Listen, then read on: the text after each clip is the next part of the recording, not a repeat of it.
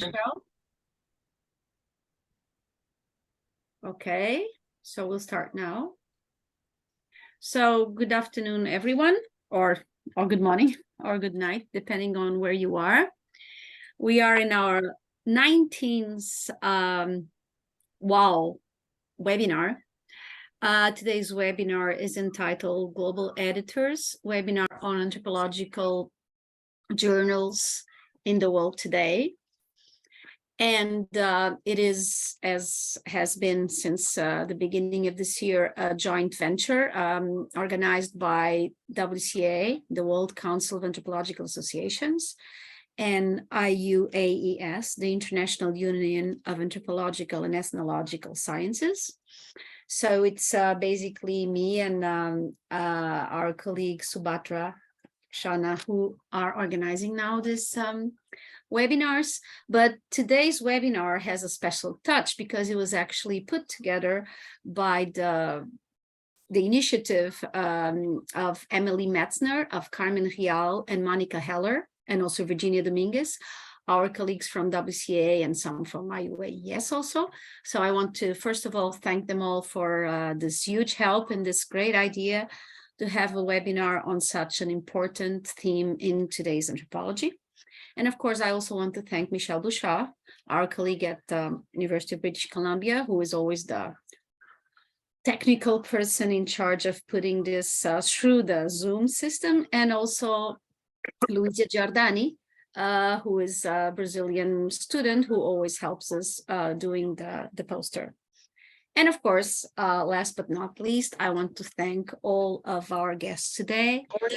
I will start by introducing them and also by reading some of the questions, or let's call them topics, that we've put together as sort of orientation topics for this talk today. But as always, this debate is informal. I will ask each speaker to talk for about 4 or 5 minutes in the first round. Then we will go to a second round, and then we'll open up the debate to the audience, which includes, of course, everyone who is in the chat. And as Michel Bouchard said a while ago, this is also being streamed through the Facebook and other networks. So everyone that wants to write in the chat is welcome to. And we also always ask everyone to please write down their names and their country or institution of origin, so that we have a notion of who's participating. So today we'll have Dr. Gang Chen, who is currently a chair professor and director of Center for Social and Economic Behavior Studies at Yunnan University of Finance and Economics in China. And he's also the chief editor of the International Journal of Business Anthropology. He was a visiting professor at the Department of Sociology and Anthropology of Ohio University, and his chief research interests are in the areas of business anthropology, food safety and culture, development anthropology and tourism, globalization, and culture change. He has received numerous grants, research grants, both in the US and China, and has published a large number of academic papers and books, both in Chinese and English. Then the second speaker, as always, I will start with the logic from east to west. It's just a logic we've been following in all these webinars for 2 years now, so we'll just go on with that logic. Dimitra Kofti is one of the 2 editors of Social Anthropology, Anthropologie Sociale, and an assistant professor at the Department of Anthropology, Panteion University of Social and Political Sciences in Athens, Greece. She works in precarity work, shifting contemporalities, and film. She has conducted research on changing work relations in the context of flexibilization of labor in post-socialist Bulgaria. Cracks is her first film, and it was created in collaboration with the filmmaker Nicola Zambelli, and it was based on her long-term fieldwork on deindustrialization in Pernik, Bulgaria, as part of a group project on industry and inequality at the Max Planck Institute. Her current project is about functionalization, indebtedness, and political contestation in Greece. The third speaker will be Brad Weiss. He's a professor of anthropology at William and Mary College. He recently completed his term as editor of Cultural Anthropology. In his research, he has undertaken a number of different ethnographic and historical projects, from a study of urban Tanzanian popular culture to work on heritage breed pig production and consumption in the United States. The first one would be Ruben Oliven, who is an editor-in-chief of Horizonte Anthropológicos, Anthropological Horizon, if we want to translate it. He's a professor of anthropology at the Federal University of Rio Grande do Sul in Brazil, and one of the vice presidents of the Brazilian Academy of Sciences. He's also past president of the Brazilian Association of Anthropology, ABA, and of the Brazilian Association for Graduate Studies and Research in Social Sciences. He was a visiting professor at several universities, amongst them Berkeley, Dartmouth, Brown, Illinois, Emory, University of Leiden, and University of Paris. The following speaker will be Elizabeth Chen, who is a professor of media design practices at Art Center College of Design in LA, and is the author of Purchasing Power, Black Kids in American Consumer Culture. She's an anthropologist and ethnographer with a varied practice that includes performative scholarship, collaborative research, vernacular electronics, and experimental writing. Her work interrogates race and racism with field work in the US and in Haiti. She is currently the editor-in-chief of American Anthropologist. I also want to present Emily Metzner, who has been helping a lot in organizing this webinar. She teaches at Western Connecticut State University and holds the World Anthropology seat on the American Anthropological Association's member Programmatic Advisory and Advocacy Committee. It's a long name. Anyway, I will now that I've introduced it to all of our speakers, I will now read some of the questions or topics that we have put together for this debate. And then I will ask also Emily to read the text that she prepared to introduce this debate. The basic questions, of course, concern what is anthropology in the world today, concerning, being concerned with the fact that we all speak different languages, that there is obviously an hegemony of English, which is something that all the non-native English speakers have to deal with. And so some of the questions that we have are directed at the editor's role, since all the people invited here are now or have been editors-in-chief or co-editors or editors of major outstanding anthropological journals. So the questions are, what are your journal's goals, missions, or objectives? Is your editorial board diverse? What are your diversity goals for your editorial board? Is global diversity a specific aspiration? What are the ways in which you attempt to reach these goals? And what are the three main obstacles you face in building a globally diverse editorial board? The second set of questions or themes is, what challenges do you face as editor? What are the challenges you've encountered in sustaining globally diverse content? Other than board diversity, how do you ensure global diversity in your published materials? And then the last set of topics, management, has to do with management. How do you handle international manuscripts, reviewers, and editorial boards? Of course, all these questions are meant to be just suggestions, to be very, to repeat myself. But so it means that, of course, you are more than welcome to talk about other issues or topics that I have not specifically addressed. And I will now pass on the word to Emily. She will read a short statement that she prepared concerning this webinar today on global editors. Thank you, Emily. Thank you so much, Clara, and to all of our speakers. Thank you for being here today. Just a quick introductory note that I'm going to read. So the WCAA's Council on Publishing oversees WCAA publications and seeks to promote the circulation of anthropological work. In 2021, the Council turned its attention to the makeup of editorial boards of anthropology journals around the globe. looking to find global diversity and significant representation of anthropologists producing knowledge from the global South.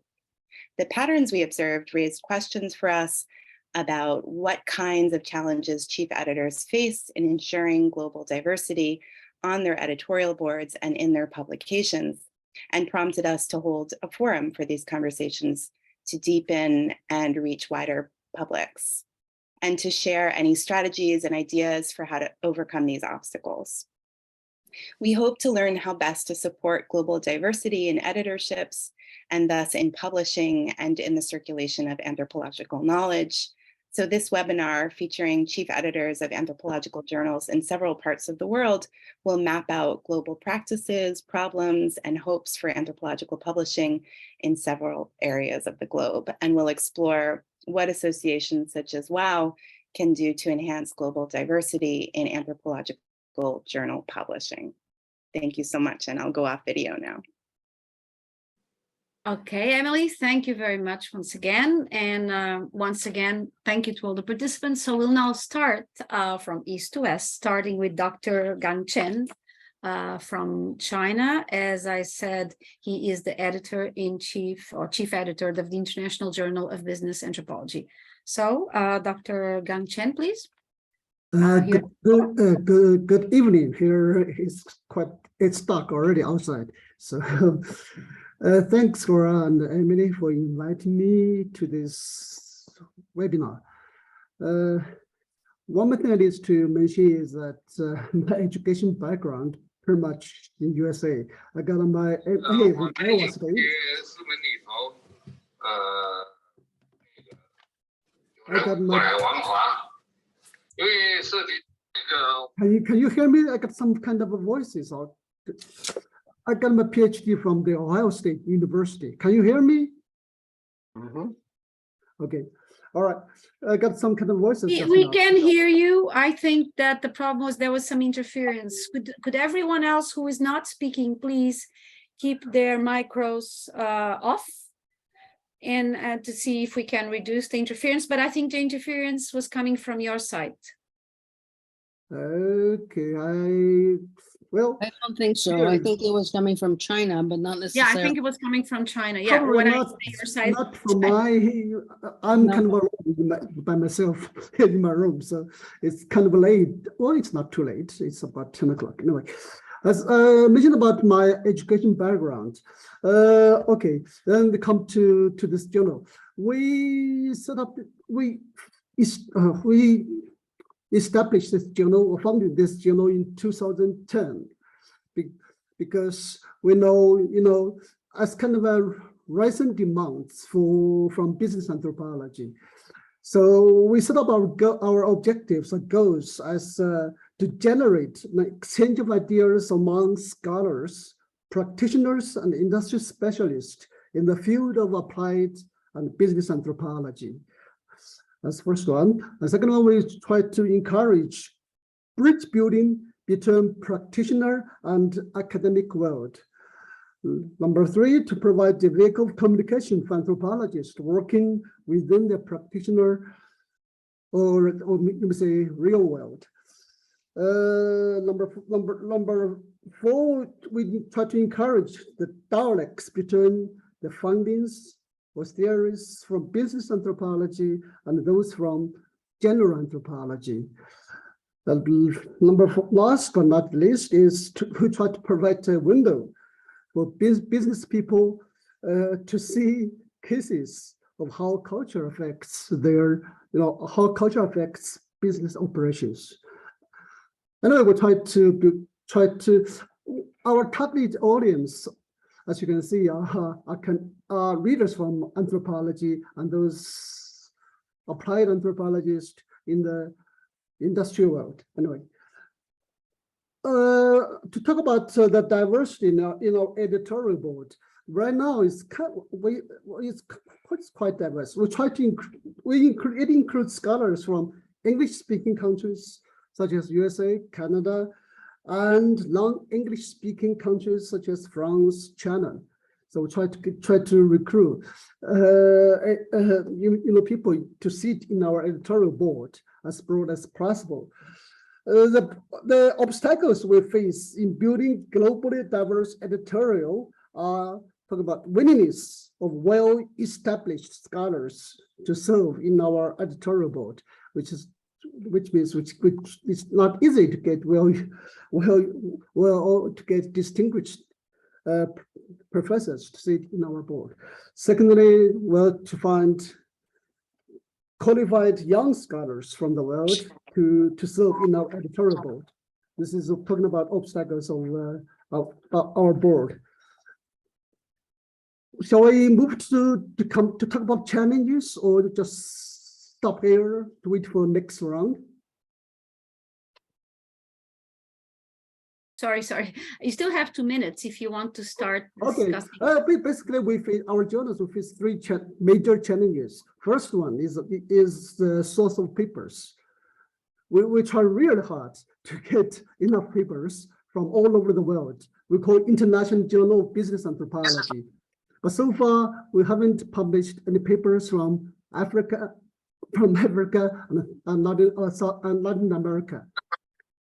So this is one source of papers, and it's very difficult for us to get a lot of papers, especially to reserve for next 3 or 4 issues. So this is the first challenge. Second challenge is fun. Of course, it's finance. It's funding. Our sponsor basically can only cover the publishing cost. So we just cannot pay the reviewers, cannot pay the authors. So this is one problem. The third one is, SSCI. We all know SSCI index problems. A lot of, in this world, a lot of universities set high standard.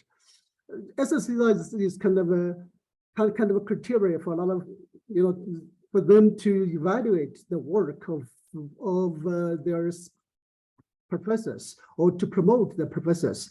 So, especially young professors, they always want to publish papers in SSCI index journals. Ours are not. So this is third problems.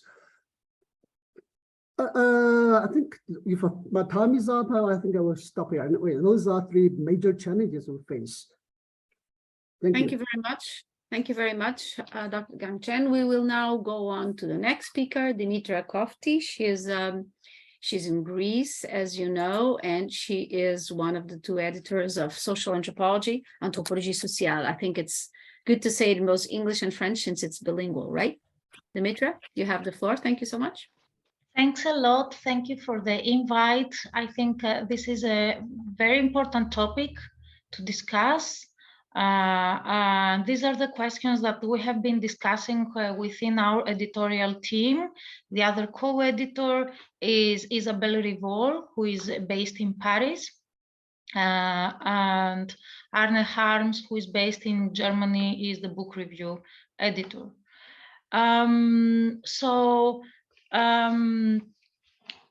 Several of these questions have been our questions as well, and we are in a process of transition. So I will try to share some of these thoughts here. Social Anthropology, Anthropologie Sociale, is the journal of the European Association of Social Anthropologists. And like the association, the journal strives to facilitate exchange and debate among anthropologists and between academia and the wider world. The editorial team envisions the journal to be a platform hosting interventions into any debate that animates current anthropology, including also current political debates within Europe, which are academically interesting debates. And representing different ideas and stances. To that end, the journal accommodates a variety of formats, from standalone research articles over special issues, all the way to the review articles and book reviews. In order to foster lively, discipline-defining exchanges, the editorial team now also welcomes themed sections and debates across issues. And here is something that we are trying to find a balance on how many of these theme sections will be proposed by younger scholars, older, more established scholars from diverse places within Europe, but also beyond Europe. And these are also our challenges here on how to find this balance and how to attract more younger scholars and more precarious also scholars. Across all these publication formats, the journal is committed to cutting-edge research. The articles that are published are either part of collections built on fieldwork in all parts of the world. And this is also part of the challenge here, that although articles are built on fieldwork in all parts of the world, authors do not necessarily come from all parts of the world. And this is also a question on how to attract diverse authors. The articles develop rich data sets into ambitious and theoretically innovative interventions into current or classic debates. So another part of the diversity here is the diversity of the approaches that we are trying to ensure through through the broad scope of the journal of the Association of the Social Anthropology. To secure academic rigor as well as innovative character of all output, the journal makes use of peer review process by a diverse editorial team. The journal is fully committed to inclusive approaches and pushes these on all levels, at least in theory. In practice, of course, there are challenges here as well on how to attract diverse ideas. We seek to diversify the group of authors and reviewers also in terms of gender, affiliation, or career stage. That means that the journal also is fully open access, making all its articles accessible to everyone. And this is very important, especially for countries like my country of the South, where access is quite difficult for most scholars. The Journal of Social Anthropology has been very active in going towards this process of open access. So one more thing about the scope of the journal, if I have time. One of the aims of the journal is to reflect the broad scope of the approaches and anthropological traditions within Europe and beyond, East, West Europe, North, South, but also anthropological approaches and traditions beyond Europe. Some of the challenges, as I already said, to publish papers from authors based in diverse places. And another challenge is how to ensure a balanced review process in terms of, we are aiming or we are trying to introduce this system that the reviewers will be from different career stages and will be based in different places of the world. However, due to the I think well-known reviewers' fatigue currently, this is a task not very easily achieved. I think I will stop here. All right. For now.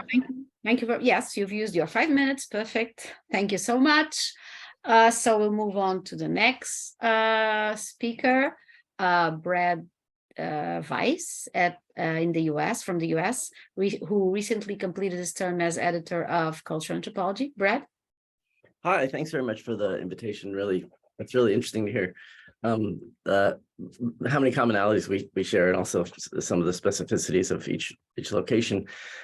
So I was part of what we call the editorial collaborative at Cultural Anthropology. I was one of three. Heather Paxson and Chris Nelson were my collaborators. And we specifically came to the journal with a purpose and as we characterized our own experiences as anthropologists of ensuring that diversity would be part of the way that editorship was carried out.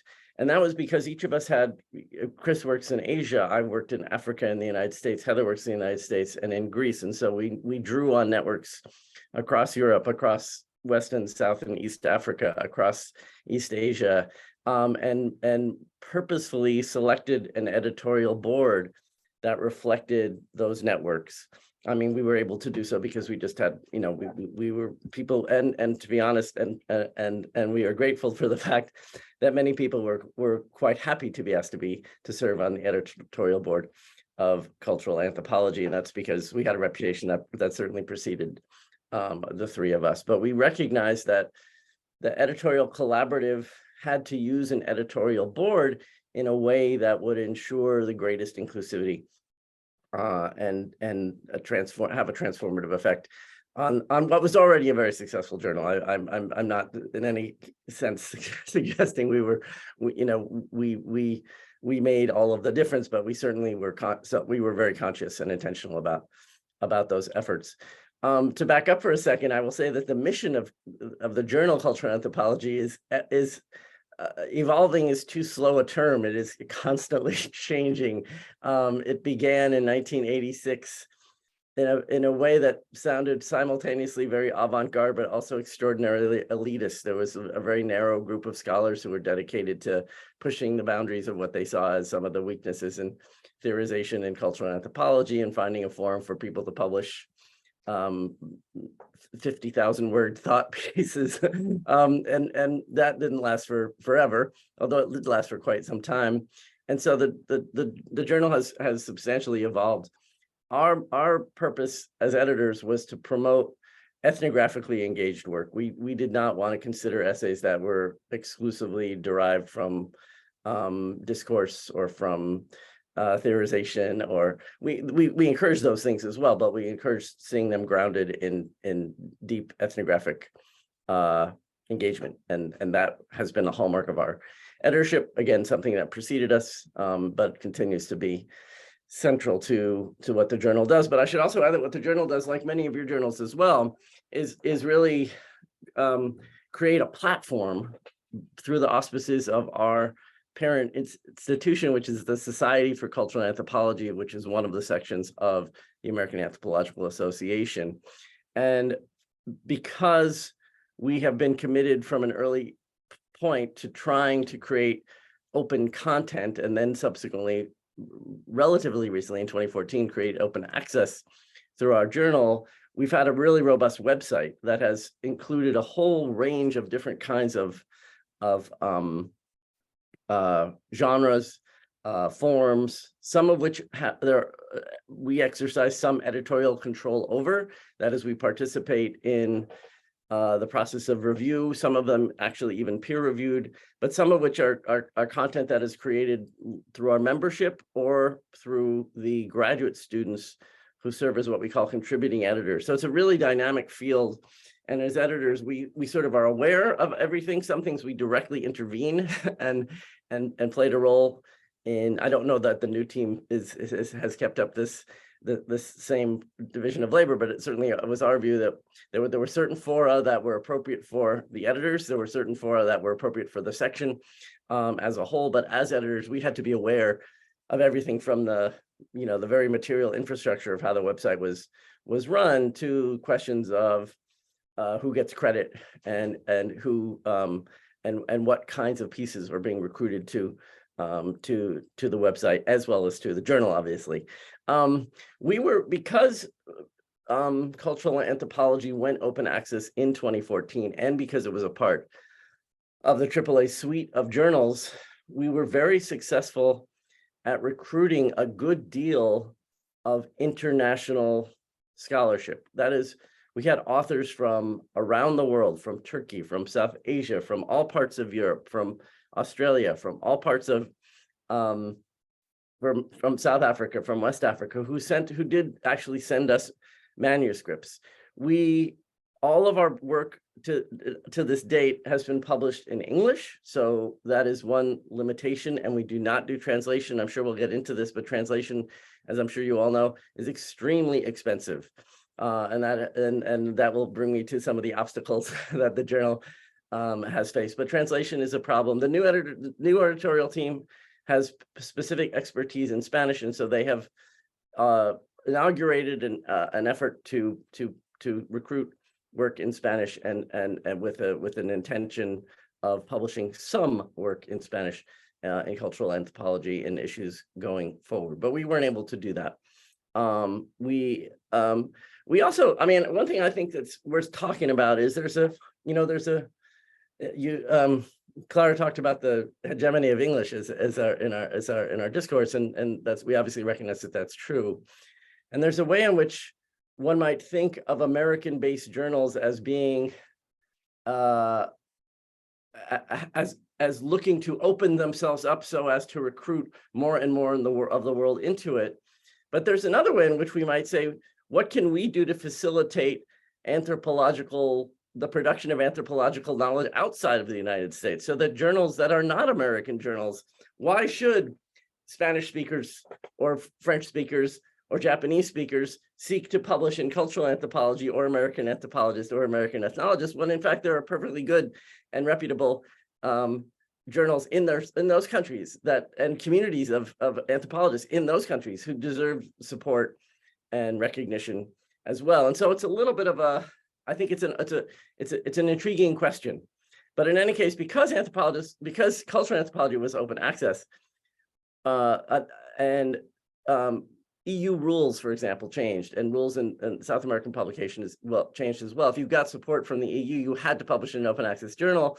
And what that meant is people looked to us as a site for publication, with all the limitations that I just suggested, which is you had to publish in English. And so that put a burden on authors to either to be very, very expert speakers of English or to translate their work.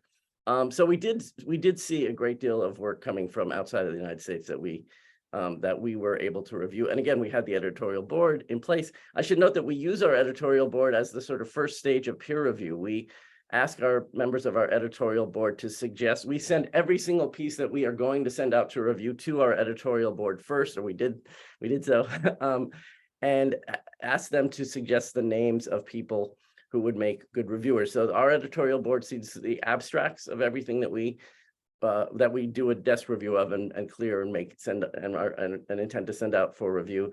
And so the diversity of that editorial board was in fact the first line of inclusion in seeking out peer reviewers for pieces. We obviously had Brad, sorry, sorry for interrupting, but can we stop here, because you've been going on for almost 10 minutes? So just keep the rest for the when one starts talking, you know how it is. But anyway, so keep the rest for the next round. I will do that. I'm really sorry. I should have been watching the clock. Thank you so much. I didn't want to cut your speech, because it was really very interesting. But you absolutely did, and with very good reason. And though I'm sure there'll be opportunity to continue the conversation. We'll have a second round. So now the next speaker is Ruben Oliven from Brazil. He's the editor-in-chief of Horizonte Antropológicos, which in Portuguese means Anthropological Horizons. So Ruben, you have to unmute yourself. Tem por o som. O som, não tá, o som. Okay. Thank you for the invitation. Horizonte Antropológicos is a publication of the graduate program in social anthropology of the Federal University of Rio Grande do Sul. And this is one of the leading graduate programs in anthropology of Brazil. The journal started in 1995. It started as printed, then it became printed and digital. Nowadays, it is only digital. It has 5 editors, 3 are men and 2 are women, and 1 is from outside of Brazil, from abroad. It also has an international advisory board with scholars from Brazil, Argentina, Uruguay, Mexico, United States, United Kingdom, France, Italy, Portugal, and Spain, of which 11 are women. It's a totally open access journal, and it does not charge article processing charges for anybody. It's indexed in several databases, and it publishes 3 issues a year. It accepts articles in Portuguese, Spanish, English, and French. It has a very specific characteristic that each issue has a central theme, which is organized by one or more editors.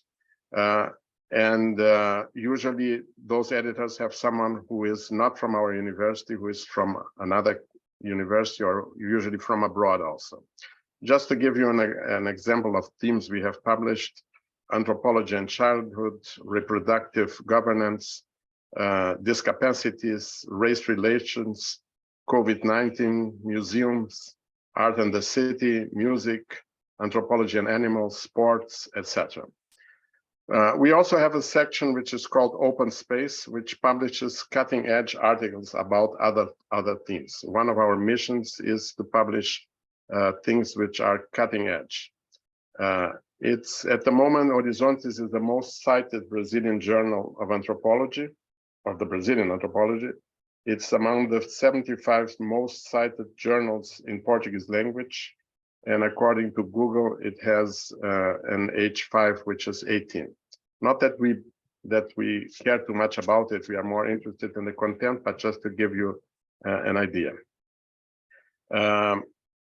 Normally, we have, when we announce an issue, we have a time in which articles come in. They pass through a desk review. After the desk review, they go to reviewers. After the reviewers, there's always a meeting between editors and organizers. And we publish continuously, which means that once an article is approved, it immediately goes digital. And this is done through a platform which dominates Brazilian publication, which is called Cielo. So Cielo publishes those matter, and actually we publish relatively quickly. Once an article is reviewed, accepted, and made the changes which have to go through it, it goes digital.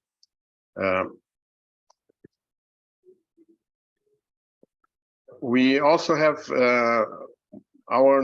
most of our articles are in Portuguese, several in Spanish, and we also have some articles in English, very few in French.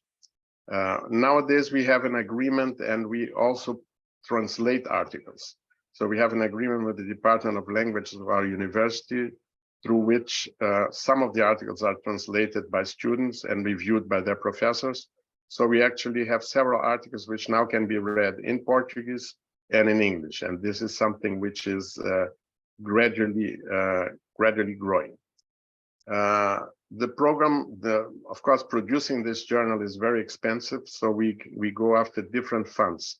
National Science Foundation gives us money. Our program gives us money. We get money from research projects of colleagues, but it's a very expensive enterprise. As regards gender, we usually have a very equilibrated gender relation.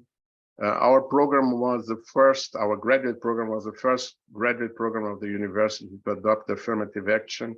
We have vacancies for African Brazilians, native Brazilians, people with discapacity, and now we have also for people who are transgender. So in a sense, the journal is not totally independent. It has to do with the philosophy of our graduate program, which cares about those things. Well, I've spoken, I think, 5 minutes already. I can answer questions later. Thank you. Thank you very much, Ruben. You will have, as everyone else, a second round. So this is actually the first round. It's been very interesting because everybody has spoken about the major topics on how the journals are organized, etc., but we will have a second round. So now, last but not least, Elizabeth Chen, based in the US and the editor of an American Anthropologist. So it's just, she's the last one, and it's of course one of the journals that everybody looks at when we talk about anthropology in journals, but she's the last, only not because of that, only because she's in LA. So going from east to west, she's the last one. Thank you very much, Elizabeth.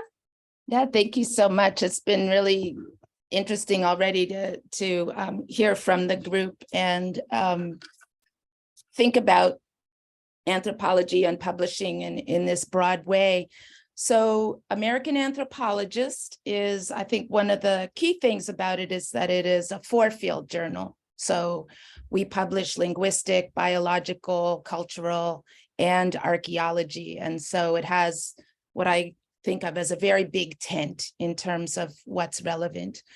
I'll talk maybe a bit about diversity, which was, I'm now sort of midway through my 3rd year of editing the journal. And as I put together the group of associate editors with whom I work very closely and the editorial board, was very focused on diversity in a number of ways, was concerned to not overrepresent the departments in the US that are well known for passing around their students to each other and had a big spreadsheet to make sure that those departments were not overrepresented either in terms of where people work now or where they got their degrees.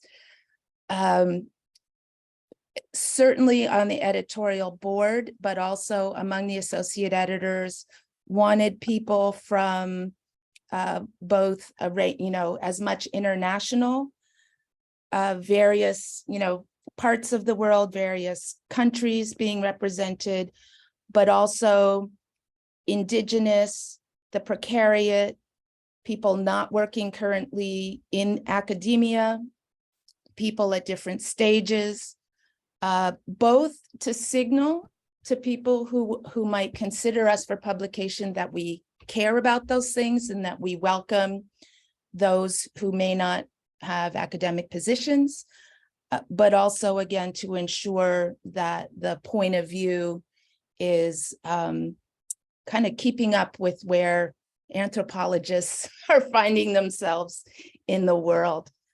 Another focus, partly because I've been working in a design school since 2011, was updating the website, but also bringing attention to the ways in which we deal with material that is multimodal, which is something that has been a kind of growing sub area. And so we actually use a different form of peer review for most multimodal work, and we call those crit reviews, drawing from the fine arts and design, where a crit is really a kind of face-to-face discussion of the work with the author that's very dialogic, shall we say.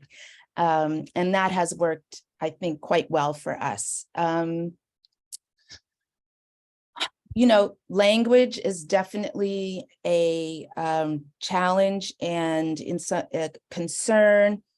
I have a little budget, and so I try to use it, to do things that might otherwise not be possible. So I was very excited to be able to fund a British Sign Language abstract for an article for which that was kind of crucial.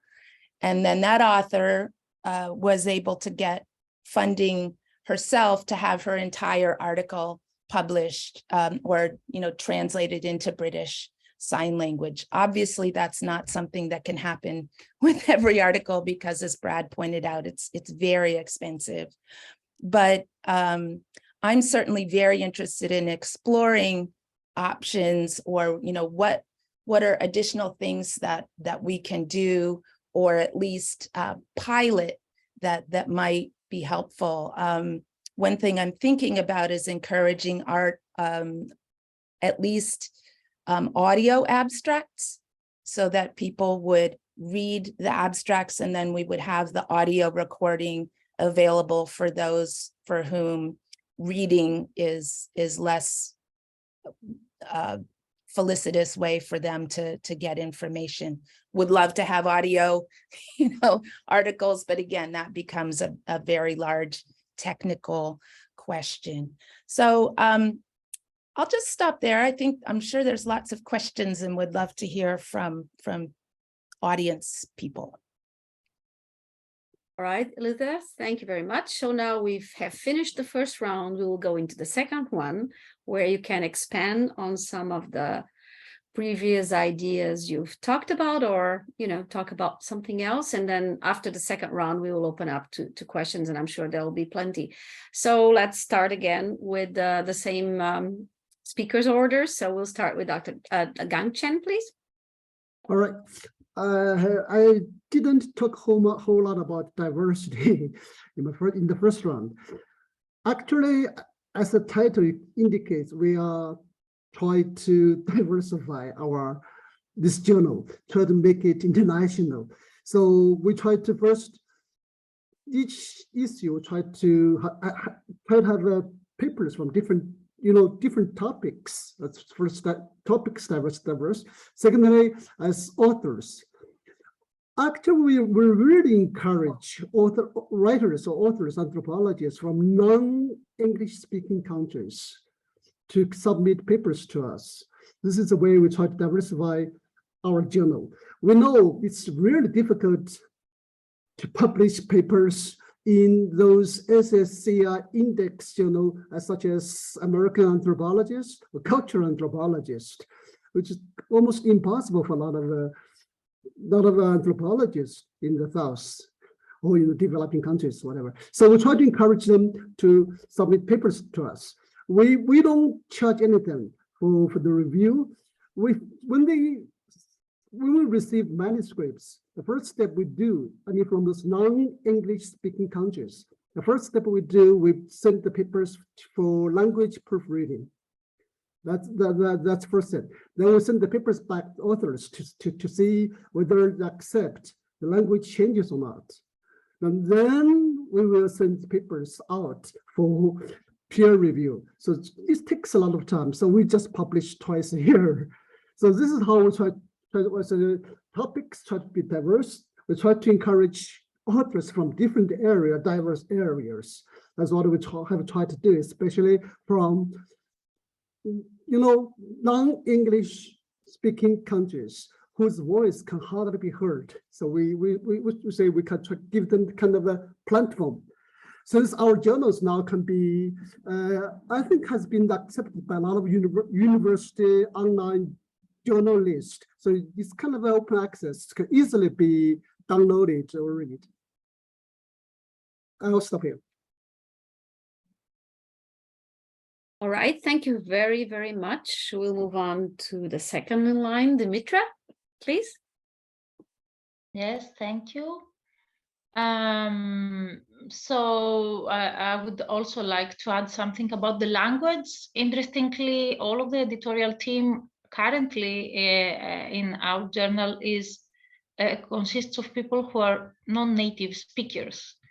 But we publish in English, and this is quite challenging sometimes. We do have quite strong support from the publisher, though. Also, the journal publishes in French as well, although less and less people submit their papers in French. And this is actually something here that relates to what Brad mentioned. Yes, people do want to publish in their native languages and in other journals, but still English continues to be the language where there is broader communication within authors and brings more visibility to potentially broader audiences. So this is always a question people also in Greece or other small countries have when they, when we have to prepare our papers and to decide which platform, which language, and for which purpose. Because in countries like Greece, one has to publish in Greek in order to teach, to have teaching material, but in English in order to reach broader audiences and to communicate with colleagues. I would like to share also a discussion and a dilemma we are facing at the journal at the moment, which has to do with the balance between theme sections and individual papers. And I think that more and more theme section proposals come, at least in our journal, and this is potentially related to the politics of research as well. So one has to see also the politics of research here. At least within Europe, funding often is related to publishing then common work that comes out of workshops, etc. So like big projects like the ERC or smaller country projects where there are research teams. And this reflects in the end to the proposals journals receive. So there is always a dilemma to what extent one should promote broader theme sections or individual papers, which are actually much speedier to publish and easier for younger scholars. So this is also one of the challenges we are currently facing. I think I'll stop here and then we get more questions from the audience. Okay. Thank you very much, Dimitra. Actually, I see very much what you're talking about, Greece and Portugal, where I am. I'm Portuguese, right? Because we're the same type of small country with very few people, etc. Okay. So we'll move on to the next speaker, Brad Weiss, please. Sure. Thanks again. I'll try and keep my comments much briefer. One thing that occurs to me when I think of obstacles for us and challenges for us, we're an open access journal. Funding for us has really depended upon the abilities of the editors to have compensation or input from their home universities, and so we've always depended upon those resources, and we have a limited budget and we do the best we can with what we've got, and we also have made a strong commitment to fair labor practices and hiring people and paying them and providing them with benefits and treating them like the professionals that they are, and I think that's really important. And I think what I'm going to say emerges out of my experience with open access, but I think it also relates to these larger questions of if you like, a kind of internationalization. And that is, I think, the best tack to take when it comes to figuring out how to fund open access projects is to look for collaborators, to look for partners, people who, stakeholders that have an interest in seeing an open access platform succeed and are willing to contribute to that, but maybe actually save money by contributing to it as an alternative to paying a very hefty private subscription cost. So we think of libraries, we think of other anthropology departments, we think of a lot of other partnerships that we might pursue. And I think that it makes sense to me to think about internationalization along a similar sort of lines. That is, if we all recognize that there are challenges to translation and there are challenges to getting scholars' work perhaps either into English or out of English, it might be worth thinking of ways that we can all look for, as it were, sort of economies of scale, look for ways that we might either pool resources or identify sort of points within the infrastructure of translation that would allow us to collaborate more fluidly and say there's a service that can be provided and it's facilitated by our editorial offices that work together to have shared common processes. I think that would be a really interesting thing to pursue. And again, as I said, cultural anthropology really hadn't thought about this in terms of with respect to translation or even to internationalization, but we absolutely had thought about it with respect to openness and to the ways that we can team up with libraries and et cetera. But we can also team up with one another. And I think that's really, my main takeaway, my main sense, having come out of an editorship, is that is the future, is that we just all do have to work together. I think it's all one big process of production and knowledge dissemination. And I think the more we collaborate, the more successful everybody will be. I'm sure I can go on, but I won't. So thanks for that's my pithy comment for now. Thanks. Okay, so we'll keep that cookie comment and we'll move on. Thank you very much, Brad. We'll move on to our next speaker. So once again, Brazil, Ruben. Okay, thank you. Well, first of all, I think being open access is very important, and I'm very happy that cultural anthropology went open access. I published already in Cultural Anthropology. I think it's very important. All of Brazilian journals are open access. So this is a strong difference as regards the global north. I think this is an important thing. The other thing I wanted to stress that one of the reasons of our success has to do with the fact that all numbers are thematic. They have a central theme, which attracts people who are working with the theme. We are very careful about that because very often there's a tendency of a group who is doing a specific research to want to use a journal instead of a book, and we don't allow this. So we accept themes. The themes have to be relatively broad, and any person can submit an article to it, and all articles are analyzed. They go through first a desk review, and then they go through reviewers. And the organizers work very closely with the editors. One of the questions, of course, is getting good people to review articles. It's always difficult because people who would be good reviewers very often are very busy. And we look very careful at every review we get, and we look at it, looking if it's fair or not, and we pay attention to the reaction of the authors. Every time our author thinks the review wasn't fair, we look at it, and very often we ask for a second review. Brazil now is going through a process which is affecting all journals and which has to do with Cielo.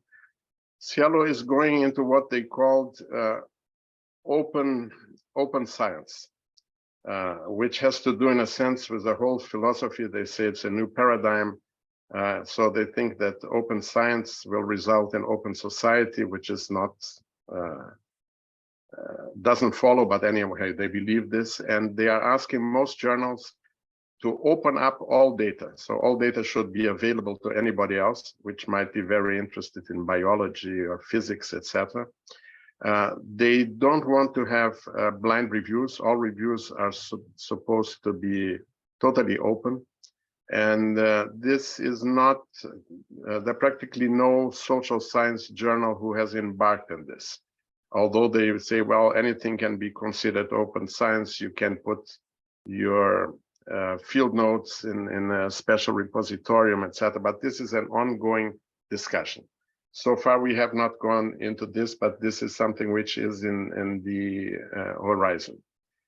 So I wanted to bring this also to your attention. All right, thank you very much, Ruben. So now we'll move on to Elizabeth again. Yeah, I guess one thing that I would highlight is that I've done a lot of work on trying to really demystify the process and to particularly, I think, for younger scholars, be available to or find opportunities like this one to really explain and sort of open the box, like, how does it work, right? How do we do these things? And to, I always say, like, I don't bite, right? So that submitting to this journal is not running a gauntlet, right? And to make our processes very clear and understandable. And so to that end, like I say, like, I'll go to any department and talk to you and explain how we do things. Like, I'm always available to do that. But I think, this larger question that Brad raises that we're all facing, which is, this combination of funding, the changes that digital has brought to publishing, period, what's possible, but what is also increasingly required, et cetera, are that things are changing so fast that we are often still trying to catch up. And I think that's something that again, collectively is a conversation that I'm really interested in thinking about how do we engage with these things? How do we manage? How do we think into the future? And they're certainly not easy questions to answer.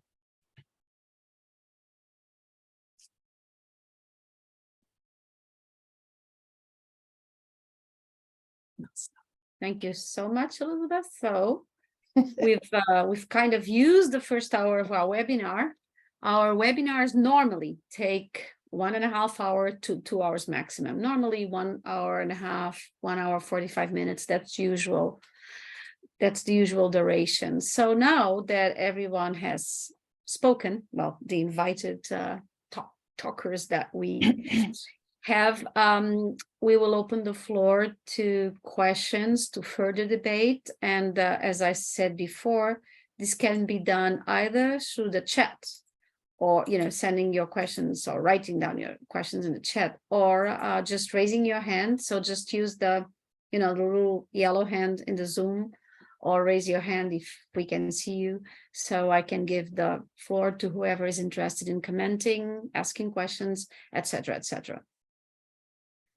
So Maxi, you wanted, Monica Heller has a hand up, so she's the first. Maxi, you're mute. You're muted, sorry. So I will first give the floor to Monica, and then perhaps Maxi, right? Afterwards. All right, Monica, please. Thank you. And thank you for a really, really interesting set of comments. I have maybe, I don't know, it's a classic comment or question. I noticed that a lot of the speakers linked the question of open access to diversification, internationalization, multilingualism, and then linked that to problems of funding. We haven't talked explicitly about the role of for-profit publishers here, but of course they're behind American Anthropologist. They've been part of the discussions around cultural anthropology. And so part of my question has to do with what kinds of resource sources are we actually talking about, and to what extent is it possible to get them to understand that collaboration rather than competition might be an interesting way to think about what where we need to go in the future. So that's one part of it. The second part of my question then is, so what can an organization like WAU then maybe do to help in that in moving in that direction, if I'm understanding the message that our participants have given us? I'll jump in a bit vis-a-vis maybe not just American Anthropologists, but the American Anthropological Association. It's quite the I call it a rabbit hole on the top of an iceberg. So part of the situation with the American Anthropologist and the AAA has 24 titles, and they move as a single unit at present. And so publication is not just this journal, it's all 24 titles. And the strategy, which is interesting, but in some ways less functional now than when it was invented, is that income comes in and then it's distributed out to the publishing sections. And so the publishing sections can use that money that they receive for whatever they want. And it may not be publishing. What has shifted in the, 10 years, Brad? It's been like 10 years since that situation was created, is that the money from publishing is down, membership is down, income from meetings is down. And so what was originally a sort of generous, situation where there was money to fund students to go to meetings and do this and do that, that's no longer the case.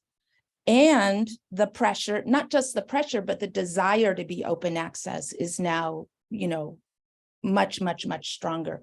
So we're at a kind of crossroad, at least again, I'm talking about AAA, where,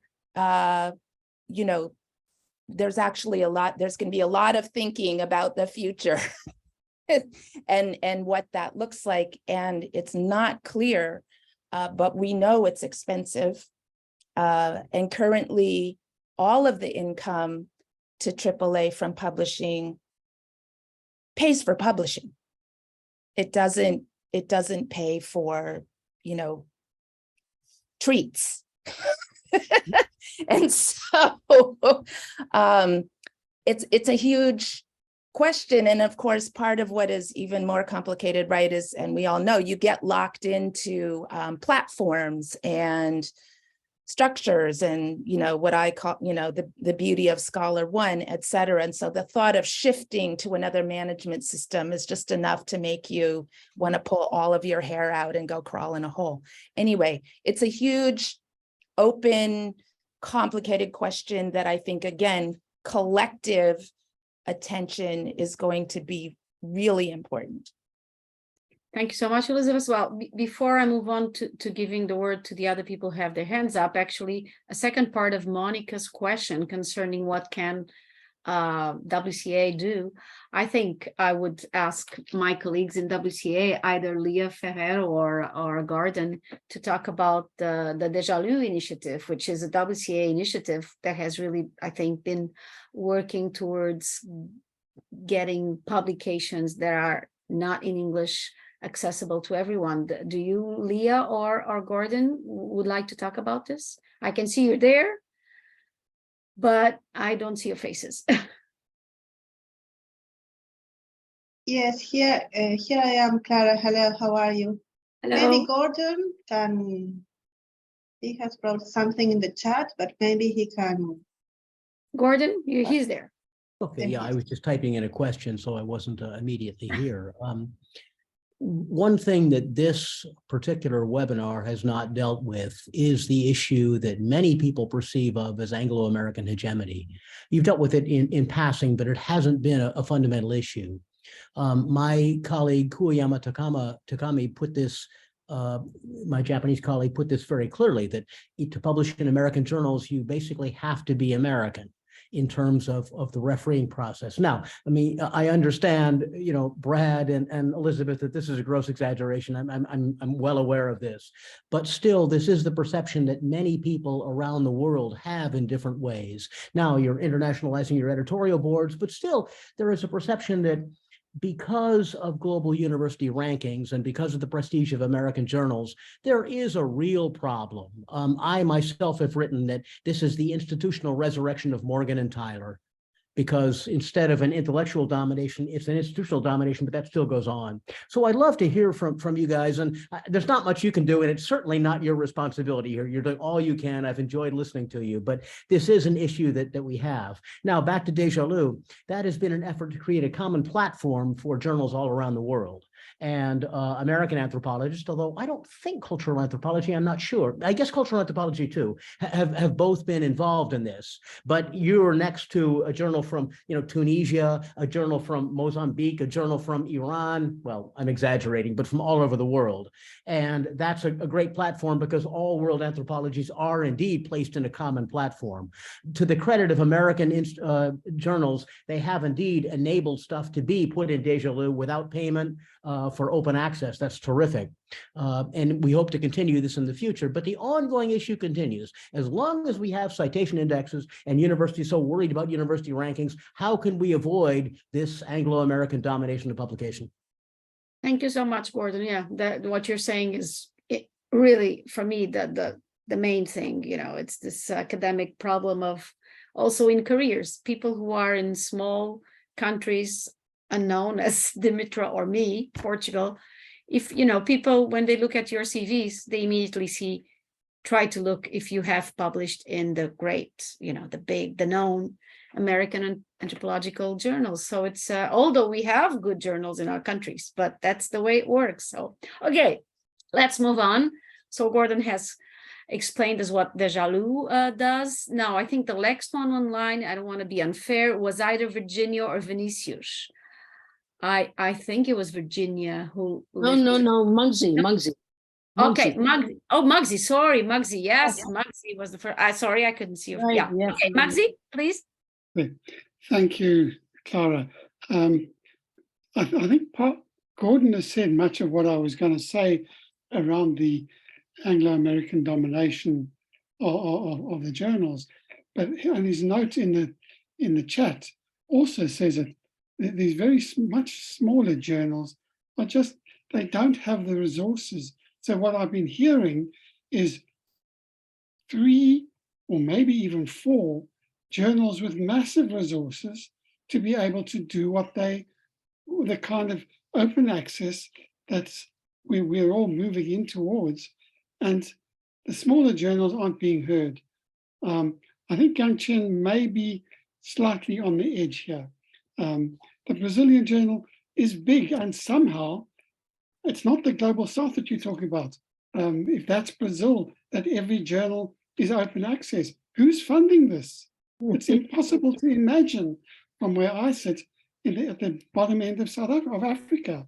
A journal we couldn't even imagine that. So to say every journal in Brazil is open access and that's part of the global south, well, I don't know what global south you're living in because I'm in a different one. But my other question, which is not about that, is around something Chen raised. He says every article that comes in from somebody who is not a first language English speaker is sent out for proofreading. Now that's a fascinating idea. However, as somebody who's been doing that for local journals, for people in my own country or neighboring countries whose first language isn't English, the argumentation is as much a problem as is the language use. And how do we get through both of those together? And I sit with articles from my own and a colleague's journal, pretty much one a week or maybe one every 2 weeks. And it takes me 2 days to go through one and write a comment to the author or authors, which is explaining how to restructure their piece so that it has an argument. The question, however, is when I do this, is I kind of keep on thinking, am I imposing an Anglo-American argumentation style on them? So there's a double take here. What argumentation should we be using? But how do we get around this issue of people just putting everything on the paper in front of them, in front of you, and you don't know where to begin? You begin at the beginning, you end at the end, but you don't know why you've read it. So how do we get around that? And that's a question I have for Chen. How does your proofreading tie in with your argumentation development? And how do you find the people to do it? Where do you pay them from? Chen, do you want to answer before we move on to the next question? Well, just give a quick answers. We pay actually half of our financial cost is to pay language proofreading. So to ensure, because most of our papers come from non-English speaking countries, especially like Indonesia, Myanmar, Pakistan, those countries. So the first thing is language. Second thing, we try to, let's come to the question about standard, what kind of standard we need to follow.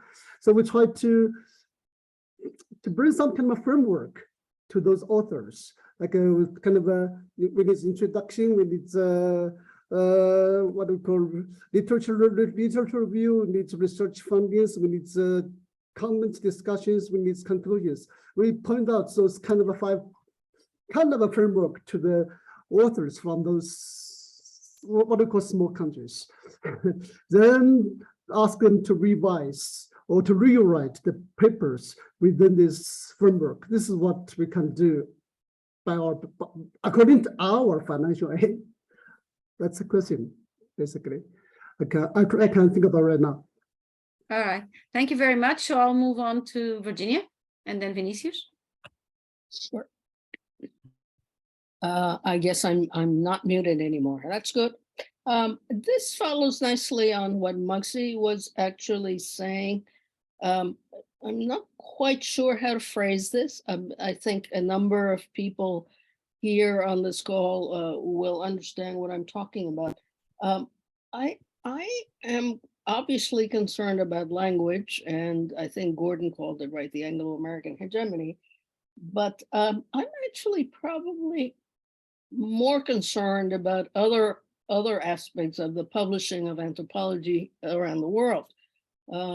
My experience, for example, as former editor of the AE, the American Ethnologist, is that a lot of manuscript reviewers will actually comment on absences in manuscripts bibliography, works cited, references cited. And they're often things that they know, and they largely know about those because they are usually in English, they're either American or they're from England or something. And so when somebody then revises, they tend to feel the pressure to include American books and articles in their bibliography. But they don't feel the pressure to include non-US things. So that's of some concern. The other thing is, again, and I think this follows on what Muggsy just said, you know, I worry too. I mean, I have an idea, I think a lot of us have an idea of what the structure of an anthropological article should look like, but I think, I'm sorry, but I think it's something we teach in the US. I don't know if it's in all English-speaking countries, but you know, there are other forms and we tend not to value those as much. So, you know, thinking ahead about how to do things in the future, I don't know how to deal with that. But this isn't just a matter of language as such. It is a matter of training, of the kinds of things. You know, I do prefer to call it world anthropologies rather than world anthropology. There are differences in what in the structure of pieces. There are differences in the citations, and you know, if we are going to go forward like we want to go forward, how do we do that? It's a question for all of you, not just for my colleagues in the US. Okay, before anyone answers Virginia's questions, let's get Vinicius in also. Perhaps his questions tie in with Virginia's. Or does anyone want to address Virginia's concerns straight away? Ruben has, Sorry? Ruben has a hand raised. So Yeah, Carmen has a hand raised. But first, Ruben, yeah. my comment goes Would you in the same line. So I think it's just to jump in what Virginia just said. So I think it's, yeah, just very exact same lines.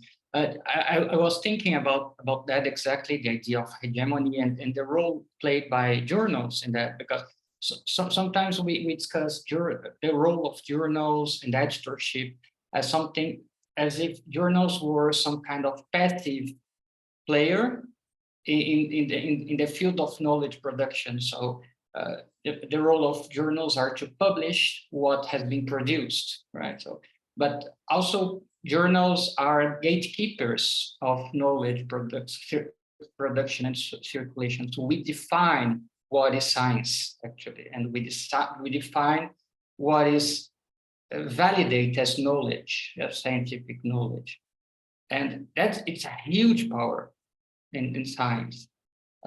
Journals are probably one of the most powerful institutions, scientific institutions. So, and when we discuss American hegemony, and I agree with Gordon, America is not a big hegemonic panorama as well, but we should think also in terms of an ethics of responsibility of journals that are really, really prestigious, because we know that prestige and the very idea of excellence is self-perpetuating, right? So hegemonic journals define what are good ideas, which are published in these very same hegemonic journals. And this question was raised in the presentations. Why should a Brazilian publish in an American journal, for example, if we have so many good journals like Horizonte Antropológicos in Brazil, for example? But we know why, right? We know why we have to. And so I think that we also, and this goes in the same lines as what Virginia said, I think, for example, one big issue is the question of style writing. In order to get published in American Anthropologist, you have to learn a certain way of writing, which is American. Or, well, this has been changing a little bit, maybe, but in general, this is the rule. And this is just one question. I think that there is an ethics of responsibility.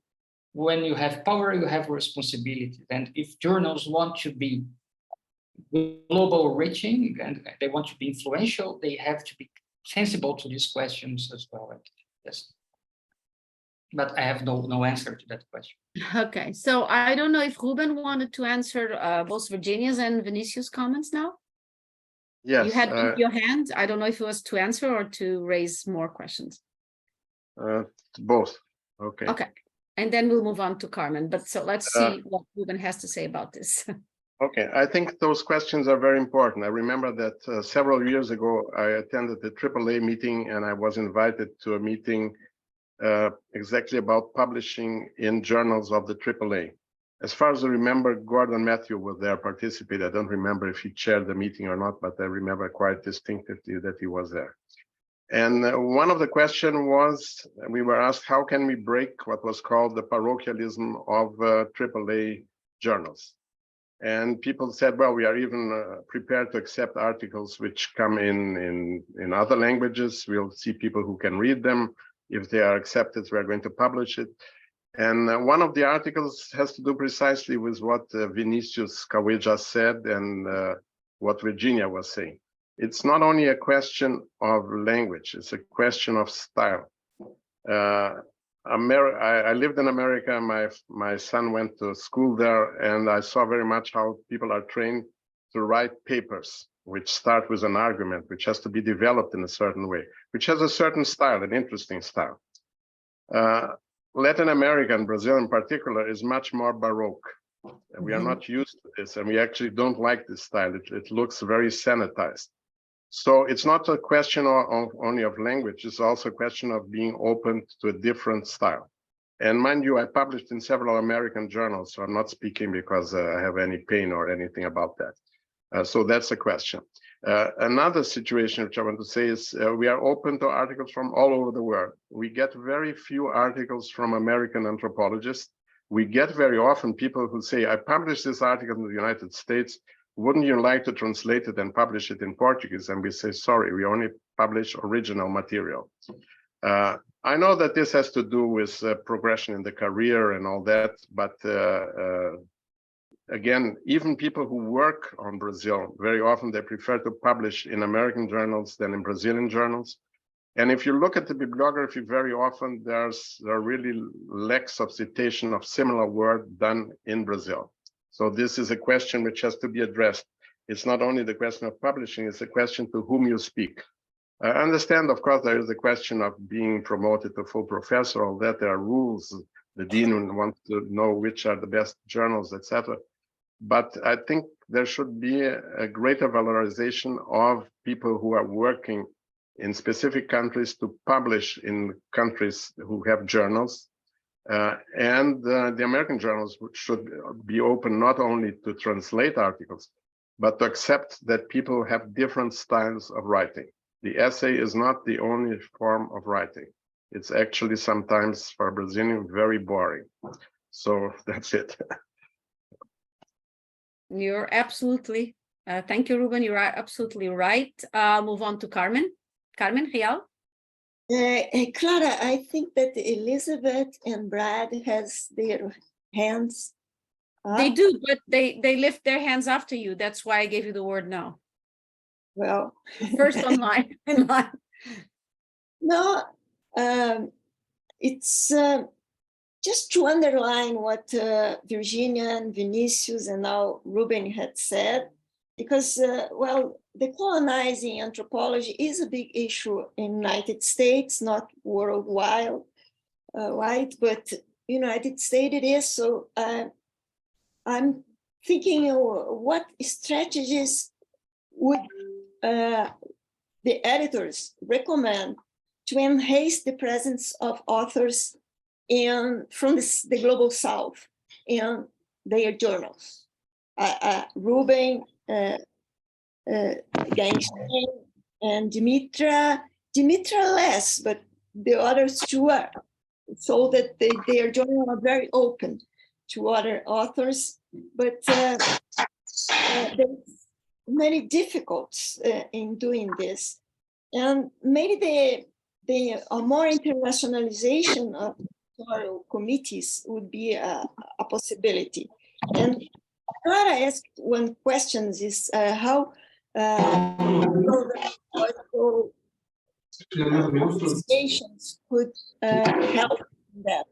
And maybe consulting the national. Carmen, sorry for interrupting, but Marianne, can you please turn off your micro? I think the interferences come from your side. Marianne? Can you please turn off your micro? Yes, sorry. Just cut off the sound. Okay, thank you. All right, sorry, Carmen, go ahead. So, well, the World Council of Anthropological Associations, it's a forum that have more than 50 national anthropological associations. We have here ALA, who is a Latin American regional forum for Latin American national associations.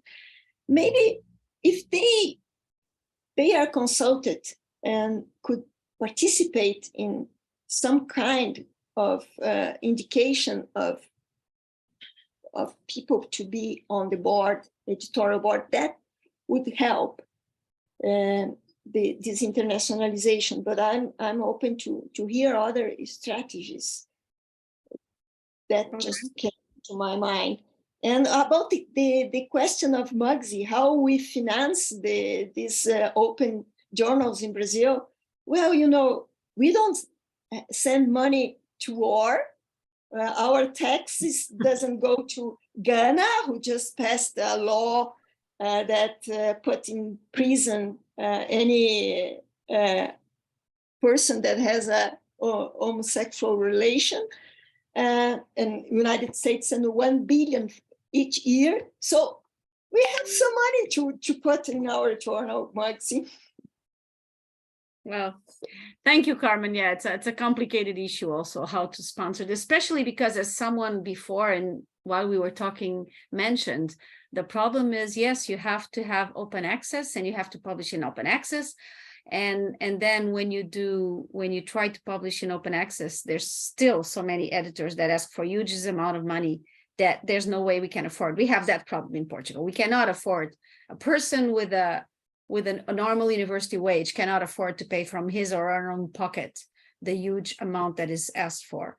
So either you have a project that sponsors that and it takes out a big chunk of the project, or you can do it. Yeah, you just can't. Okay, so Brad had his hand up. I just want to echo what you just said about article processing charges. We've refused to do them for exactly that reason. It defeats the purpose of open access, and it is all the more. I'll say one more time. Part of the reason that we've sought out greater and greater collaborators to find people willing to participate and in some ways subsidize. We also don't have. I guess we have a big, bad, terrible government along with a hegemonic anthropological editorial policy. So we're getting it from both ends. I just want to say, as somebody who's been a part of the AAA and the presidency of the SCA and worked with lots of editors like Elizabeth and others. I mean, we all talk pretty pretty regularly that I don't know of any editors that wasn't painfully aware of exactly all the problems that you're articulating right here, that every single one of us recognizes that it's not simply a question of people's English not being up to snuff, but really it's an anthropological problem, which is, of course, knowledge is different and is stylistically, conventionally, historically, and formally. I mean, it's just these are really serious, important questions. And I'd go back to my initial query, not a solution at all, to say, does that mean it is the role of American institutions to expand and open up and become a clearinghouse for everything? Or is it rather to say, Brazilians will recognize a Baroque paper and enjoy it and appreciate it and recognize it and know how to do the editorial work of processing, reviewing, and ultimately publishing that work much better than any American journal ever will. One way that we've tried to address this, but I think it's more a formal question than one of content, is, as Elizabeth pointed out as well, is through genre. That is, there's lots and lots of the forms of CA does not simply produce journal articles. It had sound and vision, multimodal forms of production. It has lots and lots and lots of shorter essays that are thematic. When COVID hit, we had an editorial forum that solicited literally hundreds of papers from around the world that were immediate reactions. So that's helpful because it does provide a catchment whereby you start to see the range of diversity, and because, to be honest, the stakes of publication are slightly lower. You're not going to subject everything to the same degree of rigorous review necessarily, and you can be, frankly, more experimental and create opportunities, which is exactly the purpose of those kinds of genres. But having said that, cultural anthropology made the decision to take its resources and invest them in the platforms that allowed us to do that. American Anthropologist gets funded pretty well through the Wiley contract, and that was, and we, even though we went open access, before we went open access, we also were well subsidized by Wiley, and even after we went open access, we were part of the algorithm that determined how royalties would be distributed, and so we benefited from that. So I don't think resources are the like magic bullet. But I think in the absence of those resources, it's really hard to entertain the diversity of forms and content that we're talking about, which are crucial to, as it were, decolonizing the field in both form and in content. I will say, every single journal editor that I know of in the United States fully recognizes this and appreciates it, and we could just throw up our hands and say, well, I'm just one person, what could I possibly do? But I think it's an even more deep-seated question than that, which is like, well, people, the whole apparatus is oriented towards a particular kind of production. How are we going to find readers that are even going to be, recognize the legitimacy of these kinds of forms? But then those are totally good questions, and I'd be happy to see us become more lucid and more, more fluent in those kinds of differences. But it's also that it's a very long process. That's all I say. And it's for like this one that really facilitate the possibility of something like that happening.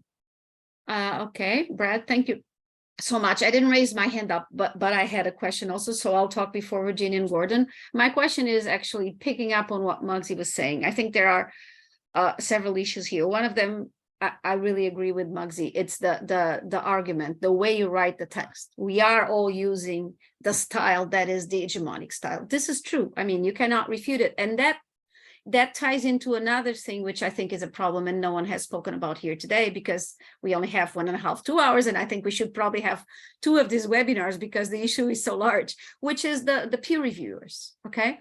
And I'm sure everybody has gone through the experience of having a paper submitted, and then it goes through so many changes after so many peer reviewings that it ends up almost having the original form, because one reviewer says one thing, the other says another one. And the truth is that if you are stuck with peer reviewers that really want you to have the classical argument, the classical text with all those American ways to do it, if you write something different, then you're stuck. So I think that's also an hegemonic problem that we have to face. And the second hegemonic problem is, of course, the scale. Because, okay, for instance, I'm a Portuguese native speaker, right? I'm Portuguese. In Portugal, we have a very good anthropological journal, Ethnographica, which is very rarely read because we're a small country. We are, the Portuguese Anthropological Association has 300 members. And Brazil, it's the same language, but has a huge market. Everyone who studies anthropology in Portugal knows that if you want to read anything in Portuguese, go and buy it in Brazil, because Brazilians translate everything, because they are huge. It's a huge country with a huge association with a lot of people reading. So the scale problem is also a problem. And Portugal is a small country, but there are other small countries all over the world, and we're not the only ones, who produce very good quality journals that are sometimes not even known by the others. And I think that that's also a problem. So these two hegemonic problems for me are indeed also very important problems. I don't know if anyone wants to address them afterwards, but I have two people who have raised their hands, Gordon and Virginia, and I can't remember who raised it first. Virginia's first. Okay, Virginia, ladies first. Ladies first. Let's not be so gendered. Anyway, I wanted to be a little bit, I don't know, controversial perhaps. I do know, as I put in the chat, I do know that it is hard for one editor to change a whole thing. Actually, it's often a society. And I do know that Brad is to some extent right, that all the editors actually recognize this problem. But, I do think there are some changes that can be made.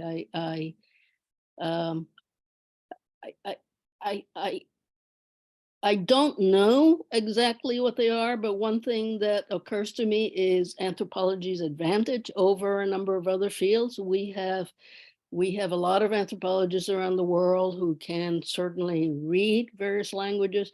I don't know to what extent all the journals even use them. Manuscript reviewers don't have to be in the US, and editors, I think Elizabeth does this. Editors actually don't have to be just accepting what manuscript reviewers say. Works cited, I think people, editors in various places, all the editors here, but maybe especially the US-based editors, can fight Anglo-American hegemony in a variety of ways, including, for example, insisting that works cited, references cited in all of the articles that your journal publishes be, not just US or English-based. Is that possible? There are often little things that can be done, and then there are often in between things that are not, huge. But I do know that people all over the world think that publishing in US journals is important, is probably the most prestigious. But I don't want to keep reproducing that. I think there are things we can do in the US to challenge that. It might be a radical thing. Brad has been suggesting one radical possibility would be to say, we really are just promoting American anthropology. If anybody wants to pursue that, fine. But, I don't know. There are things we can do. And I think that's what a lot of us choose. Okay, Gordon? I'm gonna note really quickly that we did change our submission guidelines in order to reflect exactly that concern, and say that if you work in a particular part of the world, we're going to ask that you cite sources that come from the scholarship of that region. And so we not only do we translate all of our abstracts into languages that are appropriate to the places where the work's being done, but we did go back to authors and say, there's a substantial literature on this topic in Italian, in Turkish, and in Japanese. It would be helpful if you could cite some of those materials, so that to do exactly the kind of work that Virginia is talking about, which I completely agree with. Gordon? I'd want to follow what you're saying, Brad, and Elizabeth. I won't focus on you so much because I think American Anthropologist is a more broad journal from all I've seen. But cultural anthropology has been particularly interesting over the years because, and I really welcome all you've done, Brad. I think it's great. It's great to be open access. All you've talked about. I mean, I appreciate it greatly. However, what cultural anthropology has reflected is the whole postmodern turn away from science and towards humanities for anthropology. The effect of that has to make non-native speakers not able to write. So in effect, that switch has made American anthropology more provincial because only native speakers can write it. Now, I'm making some extreme claims here, but you know, when we deal with medical journals, for example, I mean, I know many Japanese and Chinese doctors who can write journal articles in English because the format is fairly clear. And I think, Muggsy, you mentioned this in a message earlier. However, in anthropology, the more it becomes a literary form, the more it becomes confined to native speakers who know that literary form, and the more the world gets shut out. Now, you don't mean this, obviously, and you're simply a bearer of this, but this is an effect of anthropology becoming less scientific and more humanistic. In effect, a totally unwitting effect, it shuts out more non-native speakers of English and provincializes American anthropology. And yet that is what we do. I mean, what can I say? That we didn't invent that term. I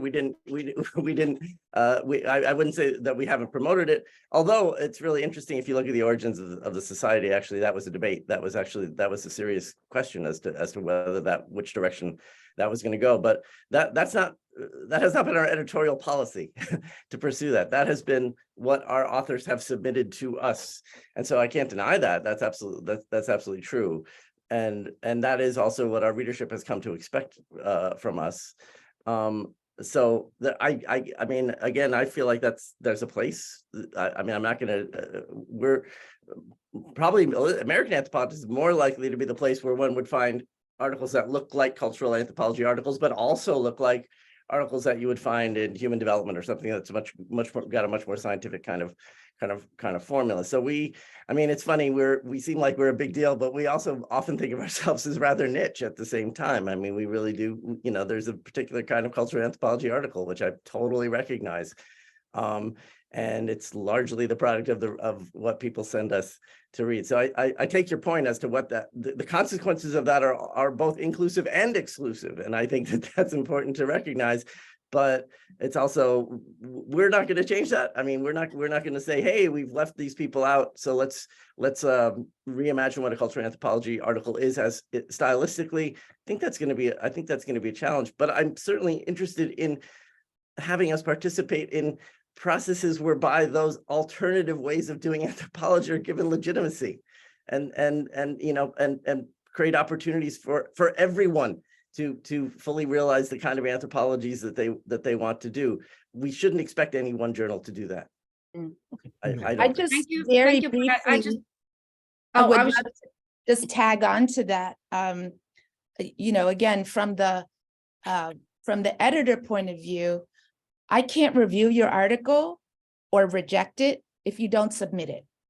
And so I think, you know, and this isn't to blame authors, but just comments that I hear quite often, you know, the journal may have a rep. And sometimes people stay away from a journal because of the rep. And Reputation, right? Yeah, the reputation. And I just would encourage people to not self-police quite so much. You know, at least, you know, as Virginia points out, I'm one person, Brad is one editor, etc. But I will say that often I'll hear from people like, oh, I don't know if American Anthropologist would even consider this. And I'm like, well, if you don't submit it, I can't even answer that question for you. okay. Thank you, Elizabeth. So Dimitra had her hand up for a while. Thank you. I would like to continue a bit the discussion that Virginia and Carmen have opened up, especially the one on references and the Anglo-American references.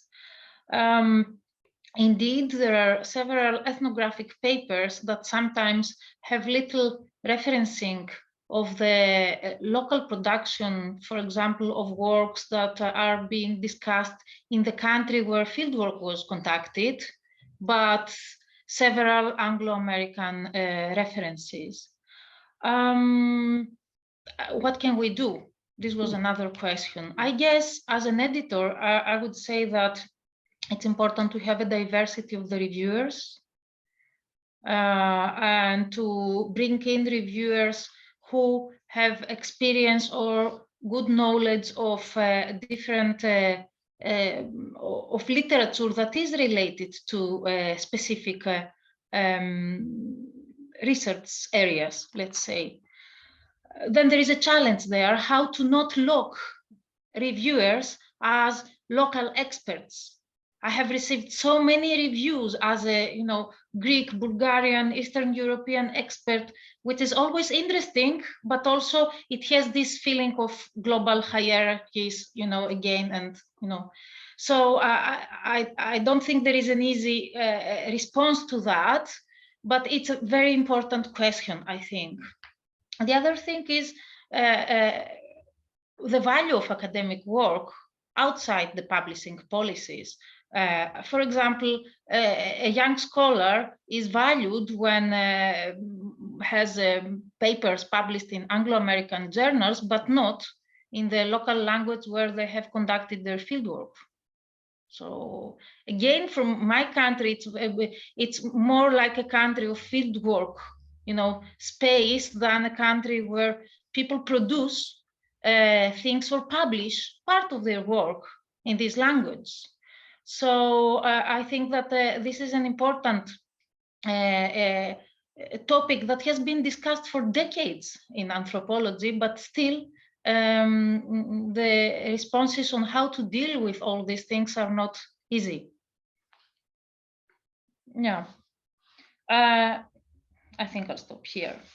Yeah, I think you are totally right. I think what Carmen and you addressed and Elizabeth before is very important, because on the one hand you have the experts in the country who might know better what the local literature that exists on the topic, but then often they are not asked to review papers, or perhaps you even have scholars in the countries who may not be proficient in the language that the manuscript came in. So it's very complicated. Well, I want to ask you all, it's almost like 10 to 4, so that means we've been here for almost 2 hours. I've promised some of the participants that this would not go over 2 hours because people, of course, have other commitments. I myself have another one at 4, and anyway, a webinar that lasts longer than 2 hours is kind of too much. People get tired of staring at each other on a screen. Unfortunately, we cannot be together.